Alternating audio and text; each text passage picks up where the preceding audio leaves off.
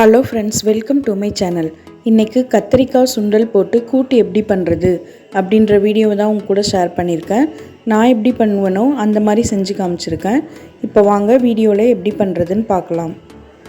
அதுக்கு ஒரு பாத்திரத்தில் தண்ணி எடுத்துக்கோங்க. அதில் கத்திரிக்காவை இந்த மாதிரி பொடி பொடியாக கட் பண்ணி போட்டுக்கோங்க. இதுக்கு தேவையான சுண்டலை குக்கரில் வேக வச்சு எடுத்துக்கிறேன். பாத்திரம் நல்லா சூடானதும் ஆயில் சேர்த்துக்கோங்க.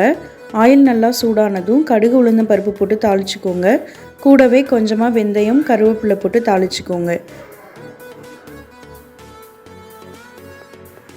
தாளித்த பிறகு பொடியாக கட் பண்ணி வச்சுருக்க சின்ன வெங்காயம் 150 கிராம் சேர்த்துக்கிறேன்.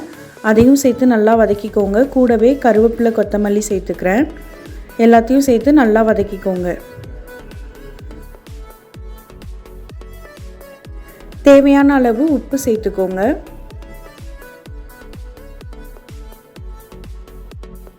இப்போ வெங்காயம் நல்லா வதங்கிடுச்சு. இந்த டைமில் கட் பண்ணி வச்சுருக்க தக்காளி சேர்த்துக்கிறேன்.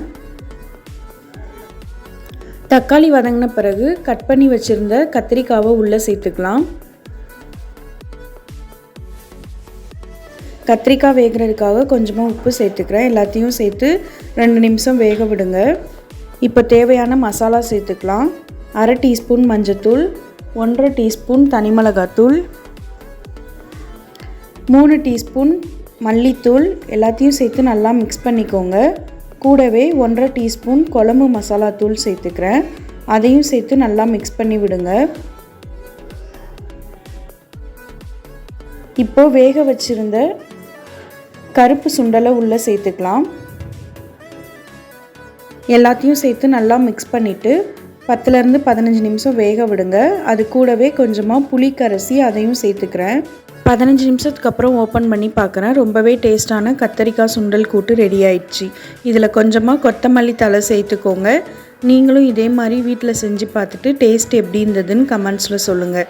நான் போடுற வீடியோஸ் பிடிச்சிருந்தா லைக் பண்ணுங்கள், ஷேர் பண்ணுங்கள், கமெண்ட் பண்ணுங்கள். தேங்க்யூ.